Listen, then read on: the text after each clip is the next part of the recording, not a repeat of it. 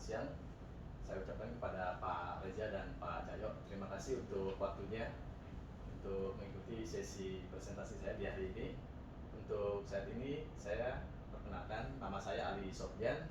Saya sedang berada di sesi LDP to BDSM batch 6 2022.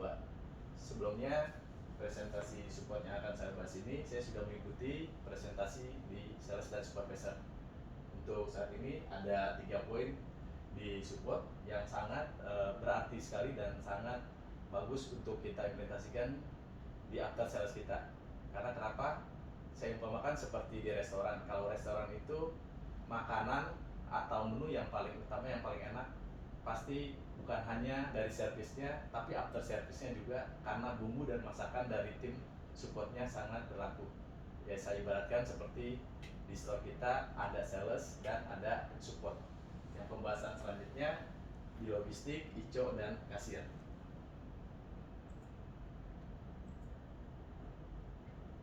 Ini adalah proses penerimaan barang di toko kita dari awal barang masuk sampai dengan barang keluar dari toko.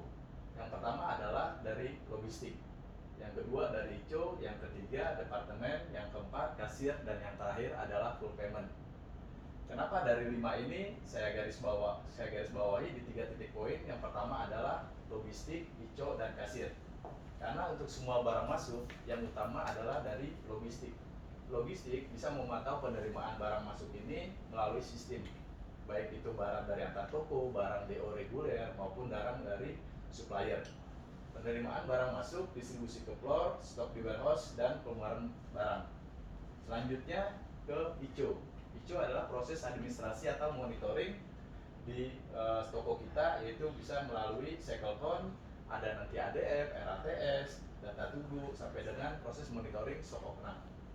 Dan selanjutnya di departemen. Departemen ini untuk terjadinya proses penjualan, terjadi display maupun handling stock, baik itu yang ada di display toko maupun yang ada di warehouse. Dan yang keempat di kasir. Di kasir ini adalah proses transaksinya jual beli antara sales dengan customer. Dan yang terakhir untuk penerimaan barang terjadinya full payment.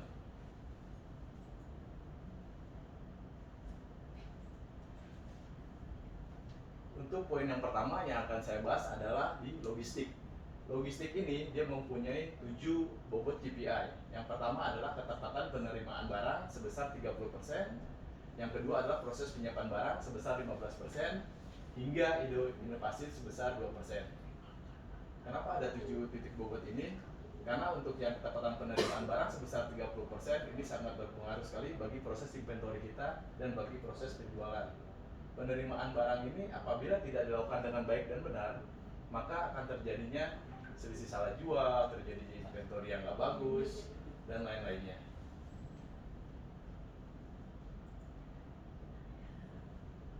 Dari proses penyiapan barang ini saya akan mengangkat tentang warehouse management system. Management system ini adalah kalau kita tentang di sistem dengan stok ini dengan stok fisik di warehouse untuk menunjang achievement sales store. Karena kenapa? Karena untuk keberhasilan untuk sistem dengan penjualan ini sangat bagus sekali apabila kita lakukan dengan warehouse management system. Proses flow penerimaan daripada manajemen sistem adalah yang pertama, receipt. Tim logistik menerima barang sesuai dengan surat jalan ataupun dokumen. Yang kedua, supervisor logistik mengeser data kedatangan barang pada saat hari itu juga ke departemen melalui grup WA. Dan yang ketiga adalah feedback dari supervisor departemen, display DO maupun stok di warehouse. Yang keempat adalah action sesuai feedback supervisor dan departemen. Nah, untuk stok warehouse ini sangat ditentukan atau kita menggunakan namanya warehouse management system.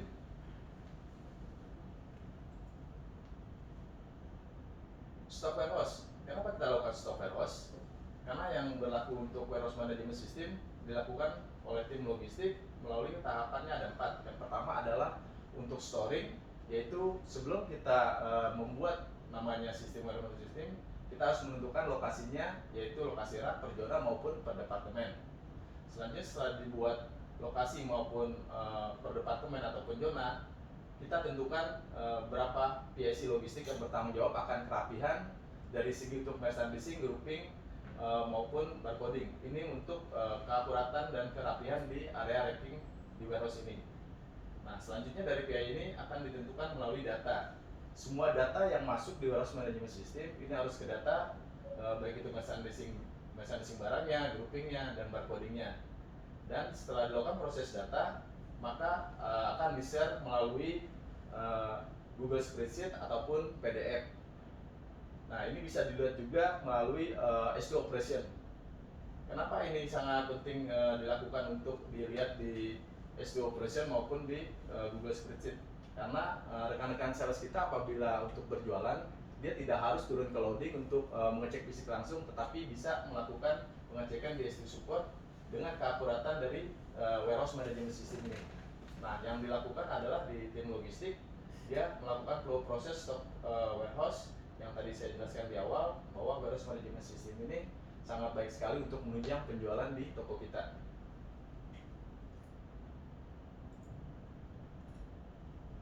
Ini adalah dual warehouse management system, before dan afternya. Untuk before-nya, kenapa seperti ini untuk penempatan barangnya yang tidak bagus, baik dan rapi, karena bisa memperlambat kita dalam proses penjualan barang dari segi sales.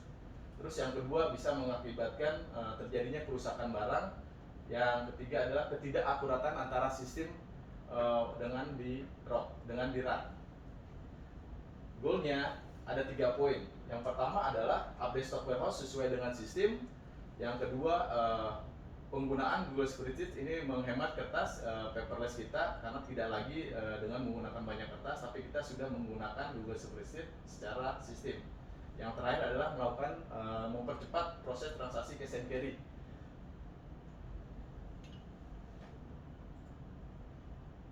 Untuk poin kedua, kita masuk di Inventory Control Officer, yaitu KPI ICO. Yang pertama, KPI ICO ini kita ada 5, 40% bobotnya untuk akurasi fisik barang. Yang kedua, 30% untuk ketepatan adjustment. Yang ketiga, ketepatan OD sebesar 10% bobotnya. Yang keempat, 5% untuk sales achievement. Dan yang terakhir adalah ide inovasi. Untuk ketepatan fisik barang, ini dilakukan preparation atau merchandising grouping barcoding. Selanjutnya stock opnam periode per 1 bulan yang sudah kita lakukan per bulan Januari ini. Yang kedua untuk data minus. Yang terakhir adalah to go on stock. Terus untuk ketepatan adjustmentnya yang dilakukan adalah terjadinya adjustment ini selisih pada saat stock opnam, kesalahan pada saat bulan berjalan, maupun perubahan daripada gift dan barang-barang sampel. Flow proses akurasi fisik barang yang kita lakukan di setiap bulan, yaitu stock opnam. Apa sih tahapan-tahapannya? Yang pertama tahapannya adalah preparation, yang kedua adalah counting, yang ketiga unchecking, yang keempat verifikasi. Ini kita lakukan sebelum dilakukannya proses stock opnam, ada preparation, yaitu kita pembuatan dari layout lokasi tersebut. Yang kedua adalah untuk penyiapan IPP-nya. Terus yang ketiga merchandising grouping barang. Selanjutnya dilakukan proses penghitungan semua fisik merchandising yang ada di store, yaitu kita lakukan counting. Unchecking itu bila terjadi ketidaksesuaian antara barang yang masuk ke toko kita dengan yang ada di sistem kita. Selanjutnya terakhir adalah verifikasi bila terjadi ketidaksesuaian antara fisik dengan sistem. Nah, untuk verifikasi ini kita ada namanya salah jual, salah hitung, maupun DO gantung. Untuk yang salah jual, kita garis bawahi di sini adalah segera dilakukan proses namanya adjustment. Proses dilakukan adjustment ada tahapannya. Yang pertama, departemen atau supervisor melakukan proses email ke buyer. Selanjutnya feedback email dari buyer itu sendiri. Ketiga adalah supervisor departemen mengisi form di ICO.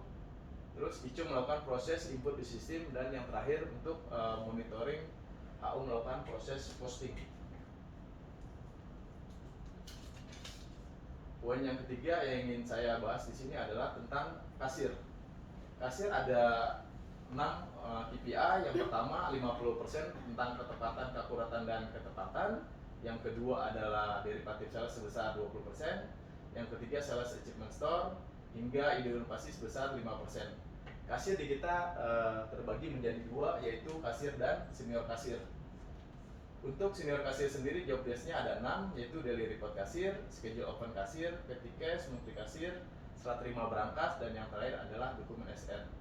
Untuk job desk-nya ini sendiri, yang pertama adalah senior kasir melakukan proses daily report. Ini ada harian, ada mingguan, ada bulanan juga. Yang kedua, schedule open kasir ini wajib dilakukan senior kasir kepada timnya karena untuk melakukan proses transaksi di kasir.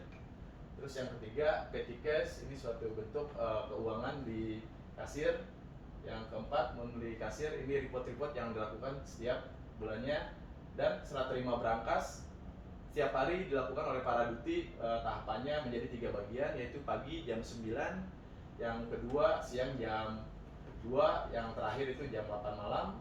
Dan apabila adanya dokumen-dokumen SR, maka ini akan dilakukan filing serta dilakukan penggroupingan setiap 1 minggu sekali, yaitu setiap hari Kamis di satu titik yang ada di Informa.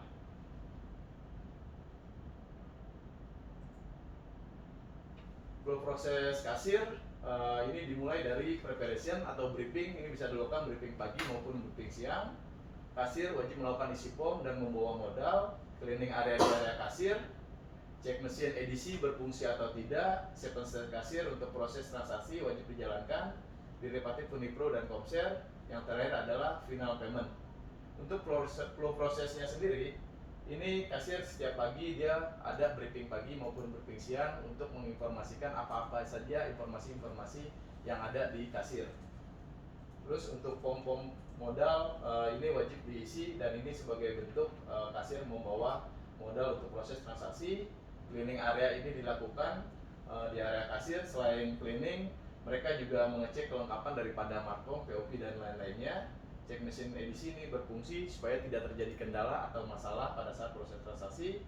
7 step kasir ini salah satunya yang tadi ketepatan, kecepatan, keakuratan pada saat proses transaksi. Derivatif Unipro dan Komser ini kasir sebagai garda terdepan. Dia bukan hanya melakukan proses transaksi yang seperti dilakukan oleh tim sales, yaitu untuk penjualan derivatif Unipro dan Komser, tetapi kasir juga bisa melakukan proses penjualan Komser. Dan yang terakhir adalah final payment, yaitu proses serah terima uang ke chip kasir. Improvement apa sih yang dilakukan di kasir? Saya mengambil titik poinnya adalah tentang Komser.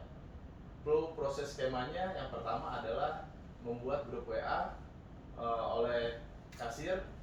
Ini karena ketidakkonsistenannya kasir dalam penjualan di Komser, karena dari segi seniornya kurang kontrol atau kurang monitoring, sehingga dilakukan proses pembuatan grup WA untuk kasir. Yang kedua, dilakukan proses training. Ini bisa dilakukan baik offline maupun online. Kalau online bisa dilakukan melalui Google Zoom Meet maupun di grup di share juga. Terus challenge, reward, dan benefit atau insentif apa sih yang didapat oleh kasir untuk Komser ini. Nah, ini menjadi stimulus rekan-rekan kasir kita supaya rekan-rekan kasir kita lebih semangat dalam proses untuk penjualan Komsernya.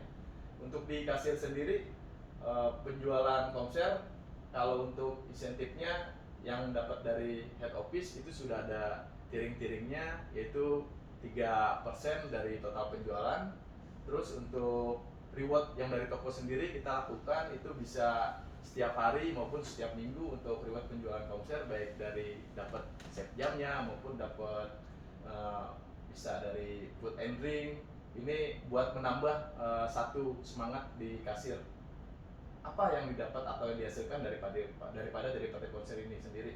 Goal improvementnya adalah 3 titik poin. Yang pertama adalah kasir sebagai frontliner ketemu dengan customer proses transaksi, dia menjadi garda terdepan dan menjadi optimal dalam proses transaksi di kasir.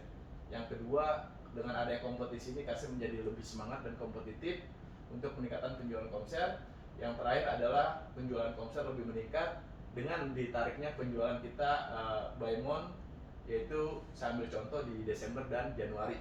Ini terjadi di bulan berjalan Januari ini kita sudah ada transaksi kurang lebih 1,8 juta dan growth sebesar 8%. Terima kasih Bapak Ibu, Pak Reza dan Pak Cahyo presentasi di fase support ini. teruslah konsisten untuk menjadi hasil yang terbaik, dan ini safety leader saya sendiri. Biarpun saya tidak konsisten, saya akan berusaha menjadi konsisten, karena kenapa? Suatu konsisten adalah bentuk hasil yang melakukan hal yang biasa tapi menjadi terbiasa dan hasil yang terbaik. Terima kasih untuk presentasi support ini. Wabillahi taufiq wal hidayah. Wassalamualaikum warahmatullahi wabarakatuh. Selamat siang. Oke, thank you. Ada beberapa poin sih Pak di saya. Kita bicara dari fase kasir dulu ya Pak. Gini, ini sebenarnya fase yang paling menurut saya jantungnya Informa ya. Kenapa? Ngomongin masalah keluar masuk barang, ngomongin masalah keluar masuk uang. Benar nggak? Benar Pak. Ya. Di fase kasir deh Pak. Ya. Saya mau nanya nih, kalau nanti Bapak jadi duty, lolos dalam tahap ini, Bapak ada juga pembekalan. Saat ini udah belajar mengenai pembekalan masalah kasir. Pertanyaan saya yang pertama, di kita kan beberapa kali terjadi sistem yang namanya error, ya, jaringan down misalnya kayak gitu, customer tidak bisa menunggu, ya. Nah, keputusan apa yang Bapak ambil? Customer mau transaksi, sedangkan jaringan trouble. Silakan. Ya Pak. Sebelumnya saya ucapkan terima kasih Pak Reja untuk pertanyaannya. Satu poin pertanyaan yang saya garis bawahi, intinya adalah apabila sistem di kasir terjadi down. Yang pertama, apabila saya dipercayakan menjadi duty, saya akan melakukan proses koordinasi dulu. Ini permasalahannya di apa? Apakah memang sistem yang down langsung dari pusat, ataupun teknik ini maksud teknisnya bisa dari kabelnya yang belum benar atau instalasinya. Itu yang pertama saya lakukan dengan koordinasi sama teknisi. Yang kedua, apabila teknisnya ini bukan dari teknis yang internal, tapi karena dari sistem down yang di pusat, saya lakukan tetap, kalau saya duty ada di atas saya namanya floor manager ataupun store manager, saya koordinasi tindakan apa yang perlu dilakukan. Nanti dari pihak store manager ada inputan, oke, kita ikutin. Tapi kalau dikasih memang prosesnya harus cepat. Karena kenapa? Customer tidak mau menunggu lama atau antri. Nah, karena dengan saya seiringnya waktu sudah tahu hal-hal apa aja yang dilakukan apabila terjadi seperti ini, ya dikasih itu ada namanya pom manual Pak. Itu ada namanya pom manual. Nah, itu wajib kita lakukan. Tapi tetap yang pertama tadi saya bilang, saya koordinasi sama SM saya. SM saya bilang dengan pom manual, karena untuk mencegah terjadinya antrian yang panjang, terjadinya lost sell, maka pom manual itu dilakukan. Pom manual dilakukan, kami sebagai duty maupun jajaran, kita koordinasi dengan supervisor dan sales. Pastikan bahwa transaksi ini jangan sampai gagal, dan pastikan yang kedua, apa yang ditulis secara manual harus sesuai, baik itu quantity, price.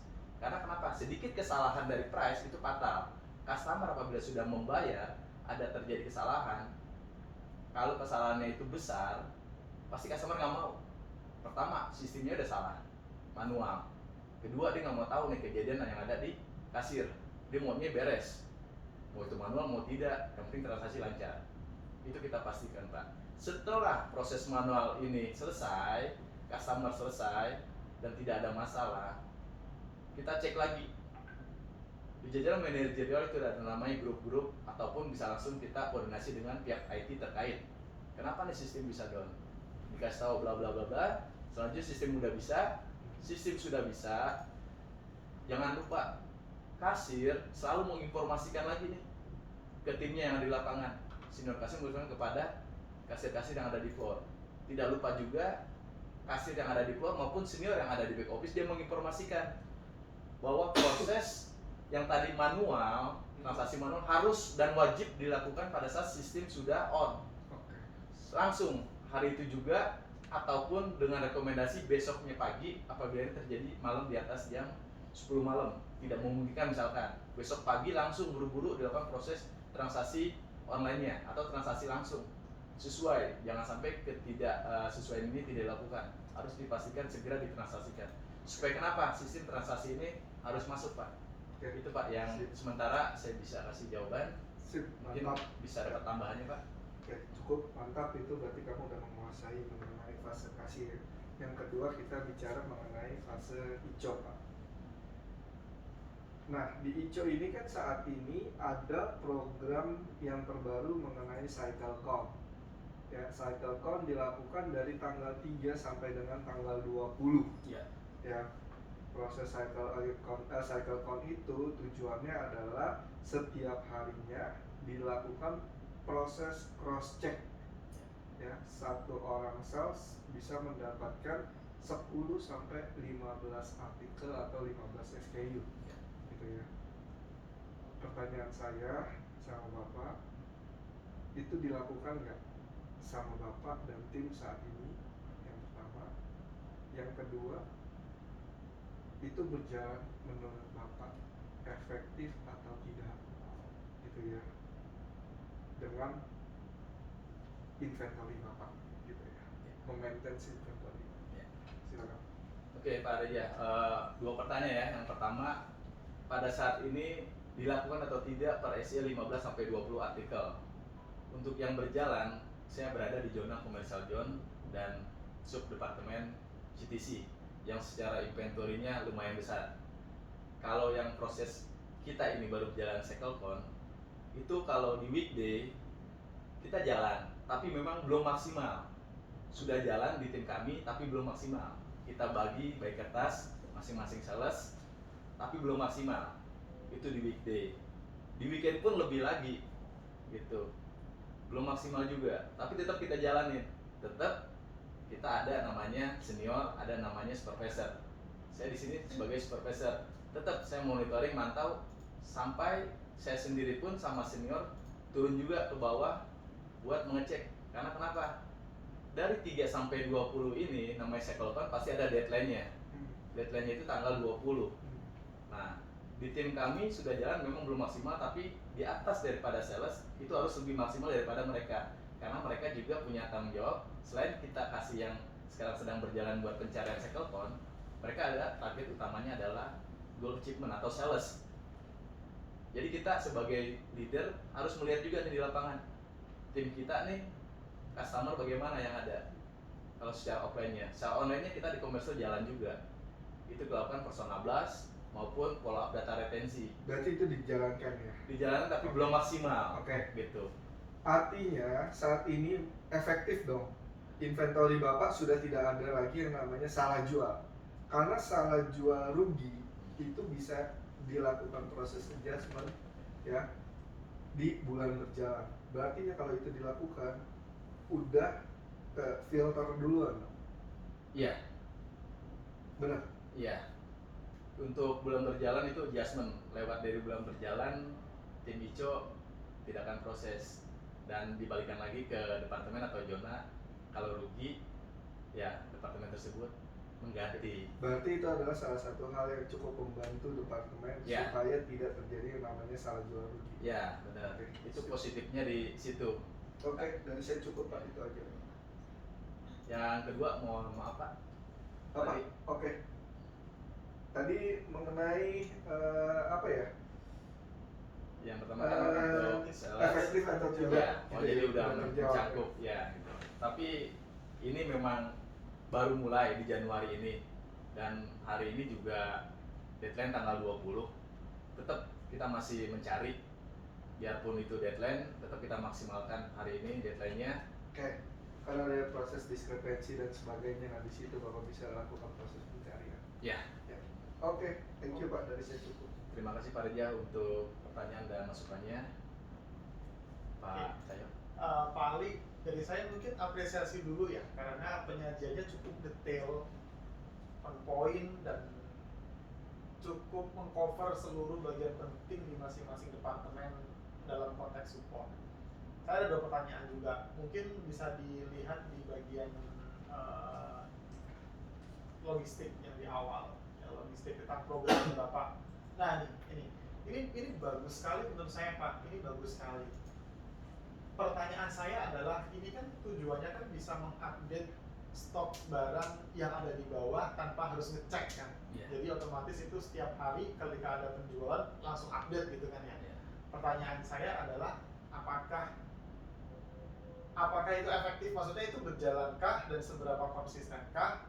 Dan kalau memang itu kurang konsisten, kira-kira apa ya yang bakal dilakukan ya? Biar tetap goalnya itu tercapai tapi dengan cara lain. Kalau pakai spreadsheet itu kan manual, kita kan harus edit sendiri tuh. Iya. Nah, bagaimana? Kira-kira ada pemikiran ke sana nggak? Oh, iya. Idenya bagus, bagus banget, saya apresiasi. Tapi kira-kira bakal seperti apa nih masa depannya nih? Iya, gini. Terima kasih Pak Cahaya ya untuk pertanyaannya lebih ke warehouse management Iya, system. bagus Pak. Memang sebelumnya saya waktu pertama awal masuk sales, terus saya pernah di logistik juga di receiving. Jadi secara garis besar untuk warehouse management system ini saya ada menguasai sedikit, tapi saya kasih gambaran. Warehouse management system ini memang kita benar-benar harus dijaga dan di-maintain. Dalam arti kata keakurasian stok barang yang ada di gudang itu harus sesuai dengan di sistem. Kalau Bapak buka di S2 Super di Product Master, sebelah kiri ada stokannya. Iya. Stokannya itu kode-kode lokasi yang ada di gudang. Itu pembuatannya memang ada standarnya. WH titik sekian atau 35 nama toko sekian. Ya. Itu dibuat sebelum yang sekarang saya akan improve melalui Google Spreadsheet, ataupun kita bisa juga improve dengan cycle count seperti stock of none. Karena stock of none itu kan langsung kelihatan lokasi yang di SO-nya. Itu bisa diekspor, di Excelin. Nah, dari situ nanti tim logistik bisa langsung memasukkan ke sistem. Yang tadi Bapak tanya, bagaimana Pak Ali? Ini di Google Spreadsheet bisa berubah-berubah nih. Itu bisa diedit, benar. Tapi kita yang pertama di sini Pak, setelah tim logistik melakukan WMS, kita serahkan tanggung jawab utamanya di supervisornya.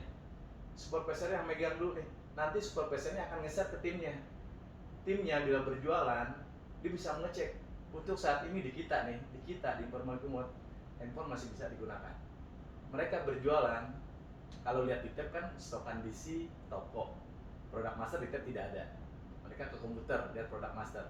Tapi kalau di Google Spreadsheet yang dikasih sama leadernya itu bisa kelihatan stokan di gudang ada di lokasi mana-mana aja. Nah, kita kasih tanggung jawab si sales tersebut dengan di awal kita brief ke supervisornya. Nanti tanggung jawab ini lokasi yang tadi saya bilang di masing-masing rak ini kan ada zona sama rak. Tanggung jawabnya di supervisor itu tersebut. Setelah tim logistik melakukan proses warehouse management system, tetap endingnya di logistik juga buat update atau monitoringnya. Cuman step di awal kita udah lariin ke departemen atau zona tersebut supaya mereka ada tanggung jawab Pak dari rak atau masing-masing zona yang sudah diberikan sama tim logistik dengan kesepakatan di awal yang di-briefingkan.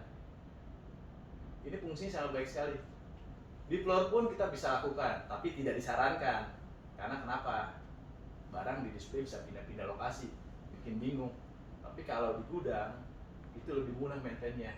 Tinggal inkonsisten atau konsistennya apa tidak nih tim logistiknya. Ini improve ini saya sudah belajar di tim logistik dan saya selalu kalau pulang masukkan lab logistik juga kadang-kadang ngelihat berantakan banget atau apa. Kita pernah kalau Bapak lihat ini real contoh yang ada di loading kita Pak. Ini real. Ini bukan dilakukan karena ada kunjungan, tidak. Tapi kalau memang dilakukan secara konsisten, ya minimal rapi dulu gitu. Tidak sebelah kirinya ya ada di bawah tapi berantakan, posisi kebalik dan lain-lain. Seperti itu Pak Cahaya. Oke, jadi titik beratnya itu minimal bisa update lokasinya dulu. Ya benar. Untuk update stoknya itu nanti kedepannya akan dikembangin lagi gitu ya. Iya Pak. Gitu ya. Iya. Oke. Bagus lah. Jadi fondasinya dibikin dulu ya. Jadi Bapak di sini bikin fondasinya. Nanti update-nya nanti kita akan kolaborasi lagi untuk membuat yang lebih bagus lagi. Iya Pak. Bagus. Rekan-rekan sales. Sip. Itu yang pertama. Yang kedua terkait dengan kasir. Nah ini saya juga pengen menanyakan case by case nih Pak. Misalkan nih Pak, Bapak lagi handle project 5 miliar. Iya. Si customernya itu minta uang. Ya, uang fee. Oh, fee. 5 juta. Iya. Jelas-jelas itu tidak diperbolehkan. Sebenarnya secara SOP. Iya. Tapi 5 miliar, kalau misalkan nggak dikasih, customer nggak mau transaksi. Iya. Nah, kalau Bapak sebagai calon anggaplah Bapak sudah menjadi PSM dan sudah belajar kasir, tahu SOP WI penggunaan uangnya yang seperti apa. Kira-kira yang Bapak mau lakuin aja tuh. Apa? Ya, terima kasih Pak Cahaya. Yang pertama, customer transaksi 5 miliar ya. transaksi 5 miliar, tapi saya mau transaksi 5 miliar diinformasi ke Alam Sutra, tapi saya minta fee 5 juta, itu ya. Oke Pak, kita di sini ada namanya sales budget. Tiap toko itu hitungannya beda-beda tergantung. Tinggal 2 juta misalnya. Oke, Tinggal 2 juta. sales budget in case tinggal 2 juta. Pertama, kita ini sebagai leader maupun duty sales pastikan ada koordinasi juga nih komunikasinya. Ini 5 miliar loh. Sayang kalau loss semua nggak ada yang nggak mungkin. Retail bisa fleksibel. Yang penting kita komunikasi koordinasi. Sales budget 2 juta. Benefitnya kita kasih tahu dulu nih. Dari membernya bisa poin, ya kan? Dari promonya. Tapi tetap DKK minta 5 juta. Sales 2 juta, sales budget 2 juta. 3 jutanya dari mana nih? 5 miliar nggak ada yang nggak mungkin, susah banget. Itu toko kecil udah langsung chip. Alam Sutra kurang lebih ya 10% lah, 10% masih gitu 5 miliar. Tetap Pak, kita koordinasi sama SM, FM, dan area. Pasti ada solusi. Bisa jadi sales budget yang bulan berikutnya dimasukin ke bulan yang itu, atau ada solusi terbaiknya lagi. Tapi tetap customer ini prioritas utama. Kita kasih dulu, yang penting masuk dulu. Ya, tapi tetap kita jangan sampai nggak komunikasi koordinasi. Itu poin yang utamanya Pak. Jadi seorang duty ada di atasan lagi, dia tanpa koordinasi karena ya mungkin wah nih jarang-jarang nih. Pas lagi hari itu gua jaga lagi. Sayang 5 miliar. Punya nama juga bisa jaga dapat 5 miliar. Tetap dia koordinasi dulu sama atasannya. Atasannya nanti kan ada lagi areanya, ada lagi deputinya. Tapi endingnya tetap kita sounding benefit di awal dulu ke customer, apa yang didapat. Tapi memang in case ya suka terjadi seperti itu, tapi tetap Pak, intinya sih kita koordinasi juga. Karena kalau kita ambil keputusan sendiri itu salah. Karena 3 juta ini tanggung jawab yang ambil keputusan, apalagi dia tanpa komunikasi dan koordinasi Pak. Oke, Iya. oke kalau gitu. Clear.